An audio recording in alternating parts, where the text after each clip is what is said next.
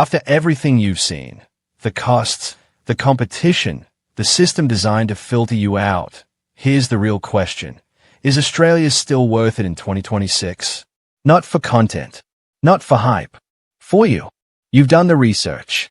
You know the visa costs. You've calculated rent. You've read the forums, watched the videos, saved the spreadsheets. You've convinced yourself it's doable. Because the belief is simple. Australia is the golden door. High wages, strong passport, stable government, sun, space, safety, world-class healthcare, clean cities, no war, no corruption, no chaos. And you're not wrong. On paper, it is all of that. Millions of people apply every year.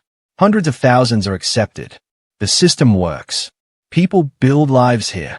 Your cousin made it. Your friend's brother made it. The guy from a university who left 5 years ago just bought a house in Brisbane. So why not you? But here's where it breaks down. But wait. Before we begin, please subscribe to ensure that you never miss out on any of my essential stuff. Comment I subscribe below, and I will personally welcome you to our community.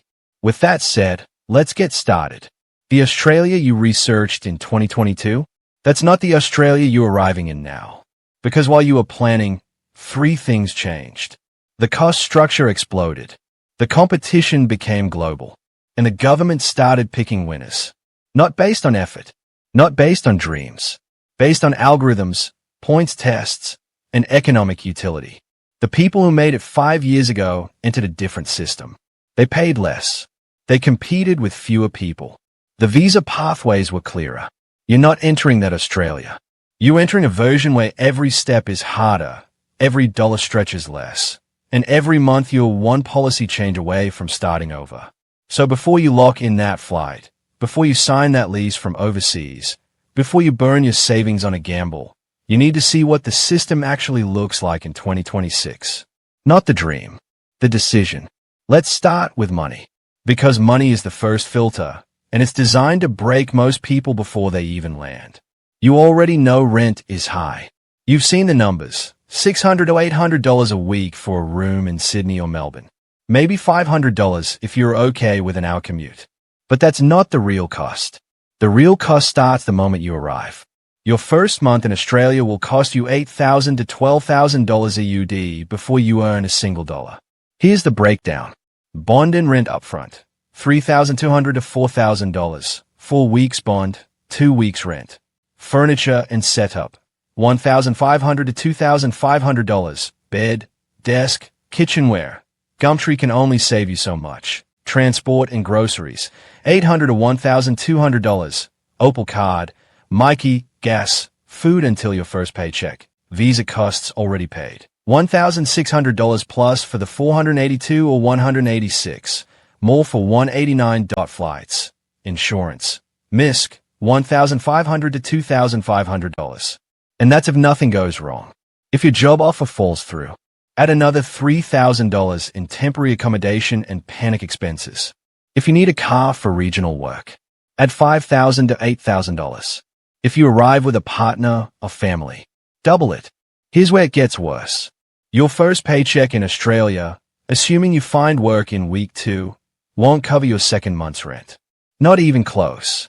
Because after tax, super, and rent, you're earning maybe $800 to $1,200 a week. And that needs to cover food, transport, phone, utilities, and any debt you're carrying from the move. Let's break that down further. Say you're earning $65,000 a year. That's slightly above median wage for a skilled worker. After tax, that's $52,000. After superannuation, that's about $995 a week take home. Now subtract rent, $650 per week, shared room, outer suburbs, groceries, $120 per week transport, $1.50 week phone internet, $25 per week utilities, $30 per week. That leaves you with $120 a week. That's $520 a month. That's your buffer. That's what you have for everything else. Clothes, emergencies, socializing, sending money home, saving for permanent residency applications. This is the part nobody plans for. You're not building wealth in year 1. You're surviving it. And if you're on a temporary visa, you're doing it with zero safety net. No Centrelink. No Medicare rebates for non-PR holders. No family to fall back on. One medical emergency, one car breakdown, one job loss, and you're deciding between staying or going home. And here's what makes it worse. The cost keeps rising. Australia's inflation in 2025 to 26 is stabilizing, but essentials are still climbing. Rent increased 9 to 12% in 2024. Food costs are up 7 to 8%. Energy bills jumped 15 to 20% in some states. The wages? They are growing at 3.5%. You're earning more, but you're falling behind. But let's talk about the costs nobody mentions in the visa guides. The invisible costs. The ones that don't show up in budget calculators. Cost number 1, professional recredentialing. You're a qualified engineer in India. In Australia, you need to register with Engineers Australia. That's $800 to $1,500 and 3 to 6 months of assessment. You a doctor from the Philippines? You'll need to pass AMC exams, $5,000 plus, and up to 2 years before you can practice. Even if you're in IT, you might need Australian certifications or local experience before employers take you seriously. Cost number 2, the loneliness tax. You're eating alone. You're living with strangers. You have no social network. No family dinners, no free babysitting, no borrowed car when yours breaks down. Everything you used to get for free now costs money. Childcare, $120 to $150 per day. Car repair, $400 because you don't know a guy. Mental health support, $200 per session, no Medicare rebate on temporary visas. Cost number 3, the remittance burden. If you're sending money home, and most migrants are, you're losing 20 to 30% of your income before you even see it. $500 a month to support parents. $300 for a sibling's education. $200 for medical bills back home. That's $1,000 a month. That's $12,000 a year. That's the difference between saving for PR and staying stuck in the temporary visa cycle. And here's the cruelest part. The longer you stay, the more expensive it gets. Because now you're not just surviving. You're trying to build. You want a car, a better apartment, a social life, a sense of stability, and every single one of those things costs more than you planned. This is the first filter, and most people don't make it past year 2. Not because they're not smart enough, not because they're not working hard enough, because the math doesn't work. Now let's talk about the other filter, competition. Because even if you survive the cost, you're not competing with locals anymore. You're competing with the entire world. In 2024, Australia issued over 600,000 skilled and student visas. By 2026, that number has stabilized, but the applicant pool hasn't. Every year, 2 to 3 million people apply for Australian visas. Most are rejected. The ones who get through, they're filtered by the same algorithm you are. Points tested, English verified, financially vetted, professionally assessed. And they are all arriving in the same cities, chasing the same jobs, applying for the same rentals. Here's what that looks like on the ground. A 2-bedroom apartment in Melbourne's inner suburbs gets 80 to 120 applications in the first weekend. The landlord picks the couple with dual incomes, local references, and 6 months rent up front. You, fresh off the plane, no rental history, no local guarantor, your application number 97. You won't even get a viewing. Jobs? Same story. A mid-level marketing role in Sydney gets 300 plus applications in 48 hours. Half are from locals. Half are from visa holders with the same degree, same experience, same IELTS score as you. The employer picks someone who's already in Australia. Someone who doesn't need sponsorship renewal. Someone who's a known quantity. You're not competing with Australia anymore. You're competing with India, Philippines, UK, Nepal, Pakistan, China, Brazil, and 180 other countries, all filtered down to the exact same skill level as you. And here's the part that breaks people. You're all equally qualified. The person who gets the job isn't smarter than you. They're not more experienced. They're not more hardworking. They just applied 3 days earlier. Or they knew someone. Or they had an Australian phone number on their resume. The margins are that thin. Let me show you what this looks like in real numbers.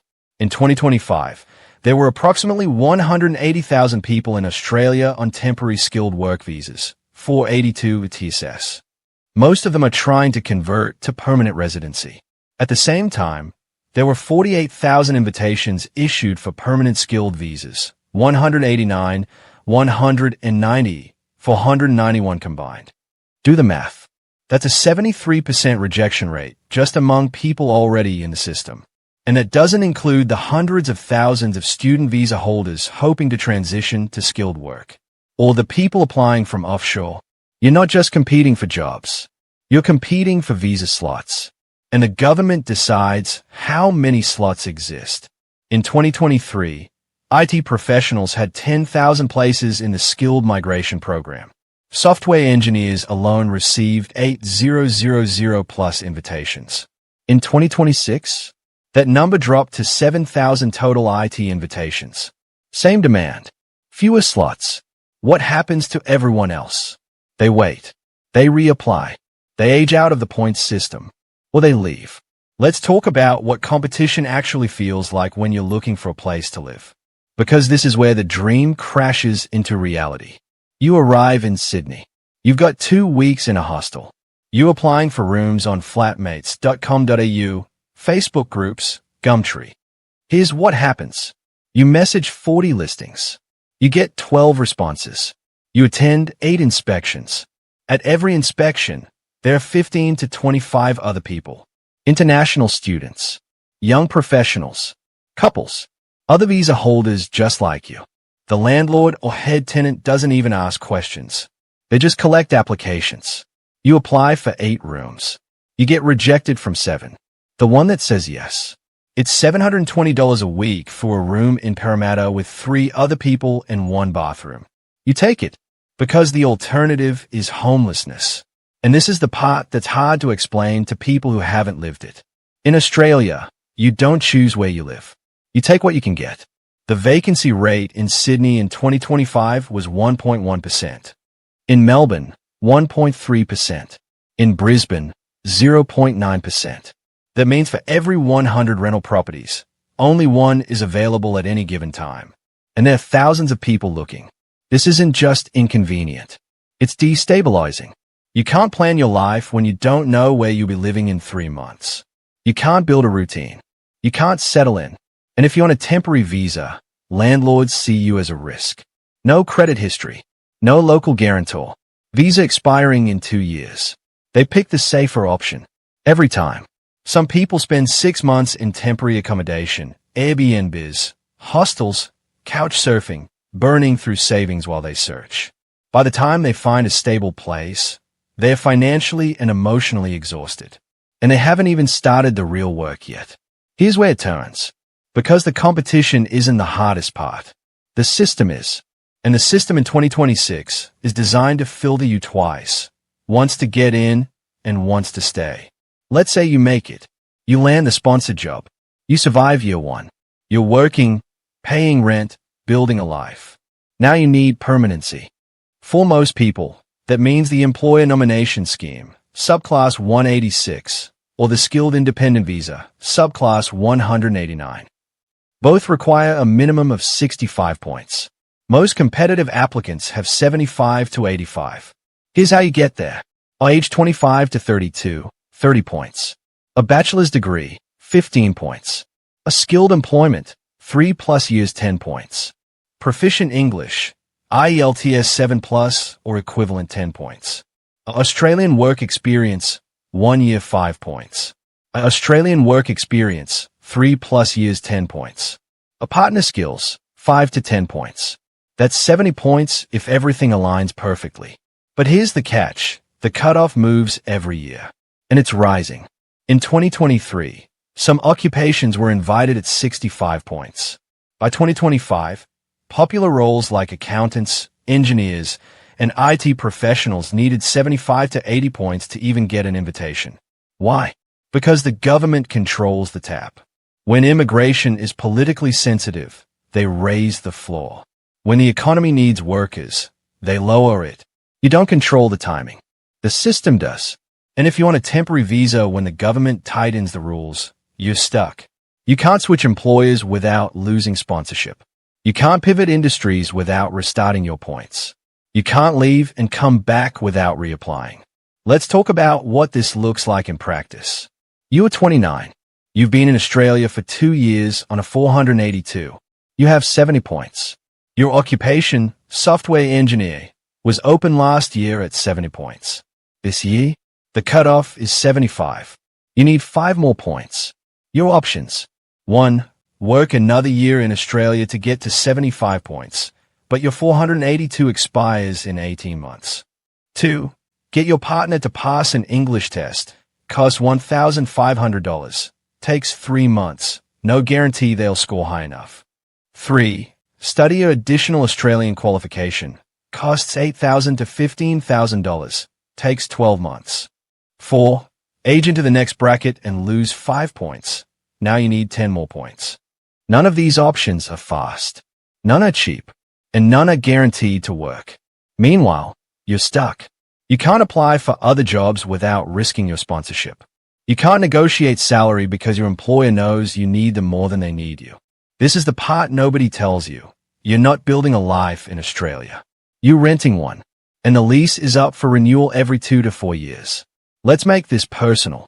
Because behind every visa rejection, every failed rental application, every expired 482, there's a human being who bet everything on this. Meet Priya. She's 29. Software engineer from Bangalore. She arrived in Melbourne in 2023 on a 482 sponsored by mid-tier tech company. Year 1.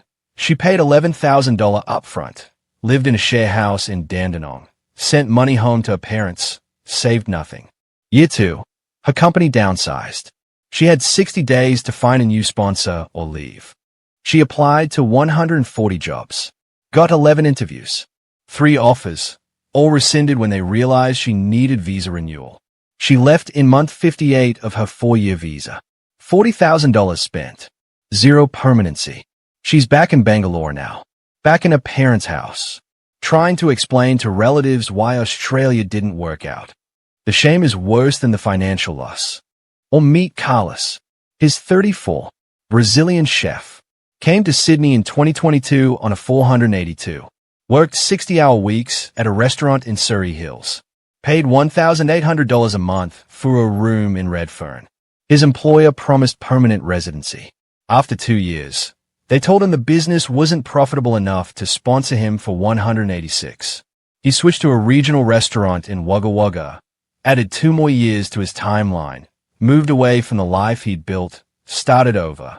He's still waiting. His girlfriend left him. She couldn't do long distance. She couldn't wait for a visa that might never come. He's 34 now. He wanted to start a family. Instead, he's cooking in a town of 56,000 people, 450 kilometers from anyone he knows. This is the reality for tens of thousands of people in Australia right now. Not citizens. Not permanent residents. Temporary workers. Visa holders. People in limbo. They work the same jobs. Pay the same taxes. But they don't get the same security. And when the system decides they're not needed anymore, when the points floor rises, when the sponsorship falls through, when the policy shifts, they're gone. Not because they failed, because the math changed. Or meet Anjali and Rahul. They came together in 2021. Both on student visas. Both studied IT. Both got jobs. Both transitioned to 485 post-study work visas. They had a plan, work for 2 years, get Australian experience, apply for 189. Then Anjali got pregnant. Suddenly they needed a bigger place. More income. Childcare. But Anjali couldn't work full-time. Rahul's salary wasn't enough to support 3 people. They applied for 189. They had 75 points. They waited 8 months. When their invitation finally came, they couldn't afford the application fee. $4,500 per person. $9,000 total. They asked family for money. Took loans. Paid the fee. Then they waited another 14 months for processing. By the time their PR was approved, their daughter was 18 months old. They'd spent those months in fear, afraid to change jobs, afraid to travel, afraid that one wrong move would reset everything. They made it, but they'll never get that time back. and thousands of others in their exact situation. They didn't make it. They aged out. They ran out of money. They gave up. And it's getting harder.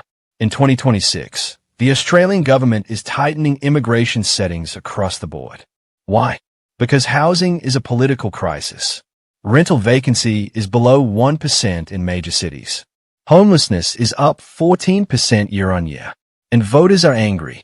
So the government is cutting net migration from 500,000 plus in 2023 to a target of 250,000 by 2025 to 26.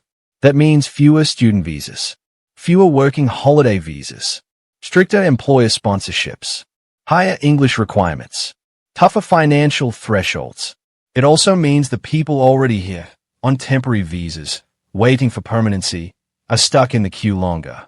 The Department of Home Affairs is processing 189 invitations slower than ever. In some occupation ceilings, applicants are waiting 18 to 24 months just to get invited. Then another 12 to 18 months for approval. That's up to 3 years in limbo. And if you're unlucky enough to be in an oversaturated field, accountant, IT, engineer, you might not get invited at all. Meanwhile, the cost of living is still rising. Rent in Sydney is up 12% year on year. Groceries are up 8%. Energy bills are up 15%. Wages are growing at 3.5%. You're earning more, but you're keeping less. And if you're sending money home, like most migrants do, you're keeping even less than that. But here's what's really changing: the political climate. In 2026, immigration is a toxic topic in Australian politics. Both major parties are under pressure to reduce the numbers. The media runs stories about rental shortages, traffic congestion, hospital wait times, and blames immigration. The public sentiment is shifting fast. 5 years ago, skilled migrants were welcomed as nation builders. Now, they are blamed for housing crises they didn't create and systems they didn't design. And when the political winds shift, visa policies follow.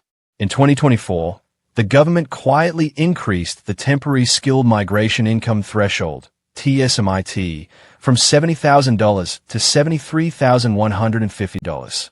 That locked out thousands of workers in hospitality, retail, and aged care. In 2025, they tightened English requirements for several visa subclasses.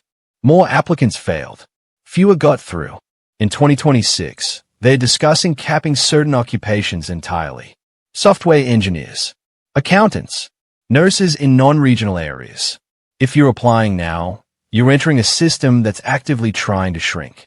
And the people already inside, they're fighting to hold on. This is the part nobody warns you about. Australia in 2026 is not easier than it was in 2020. It's harder. The dream is the same. The system is tighter. The margins are thinner. And the people who make it through aren't the dreamers anymore. They're the ones who had $20,000 saved, who speak perfect English, who have in-demand skills in uncapped occupations, who got lucky with timing, who had no dependents, who didn't get sick, who didn't lose their jobs. Everyone else, they're still applying, or they're going home. So here's where we are. You know the cost. You know the competition. You know the system. And now you have to decide, is it still worth it? Because the answer isn't the same for everyone. You should still try if you're under 30 with no dependents. You have $15,000 to $20,000 saved. You work in healthcare, trades, or engineering, non-IT. You have high English proficiency, IELTS 8+ or equivalent, that you're willing to go regional for 3 to 5 years. You have no debt back home. You can survive 2 years without financial support. If that's you, Australia is still one of the best moves you can make. You'll earn more than most countries. You'll build skills that transfer globally. You'll get permanent residency if you play it right. And you'll live in a country with rule of law, clean air, and space.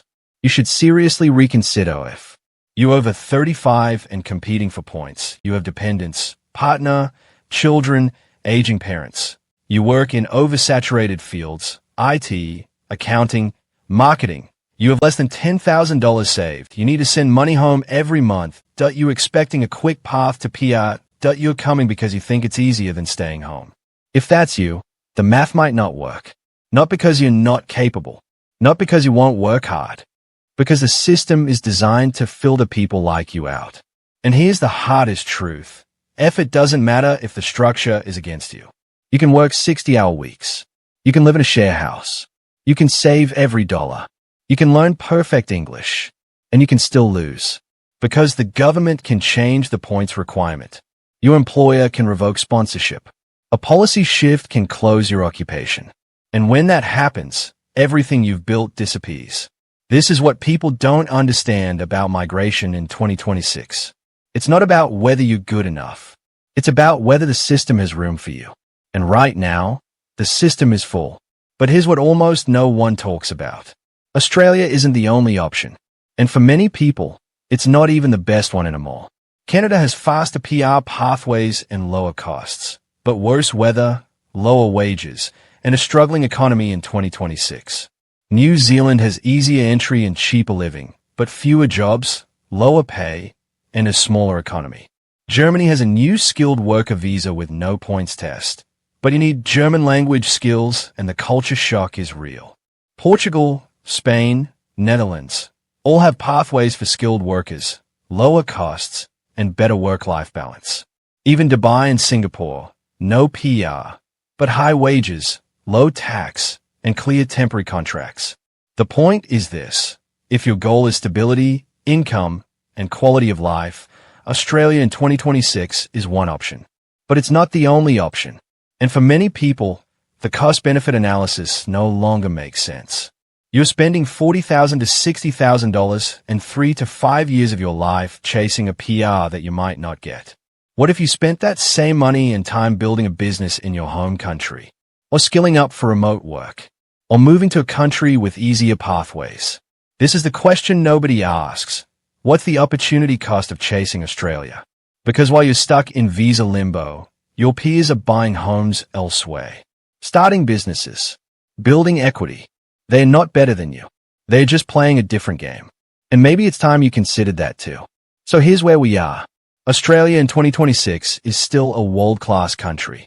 It has high wages, clean cities, rule of law, and space. It has opportunities that don't exist in most of the world. But it also has a system that's tightening, costs that are rising, and competition that's global. And the people who make it through aren't lucky. They are strategic. They came with money. They picked the right occupation. They timed it right. They had no dependence. They went regional. They waited. If you can do all of that, Australia is still worth it. If you can't, you need to see the math. And if the math doesn't work, no amount of optimism will change it. So ask yourself, are you coming here because it's the best option, or because it's the only option you convince yourself will work? Because if it's the latter, you need to be honest with yourself. Australia in 2026 isn't a dream you chase. It's a decision you calculate. And once you run the numbers, the real numbers, not the ones in the YouTube comments, you'll know. Is it still worth it?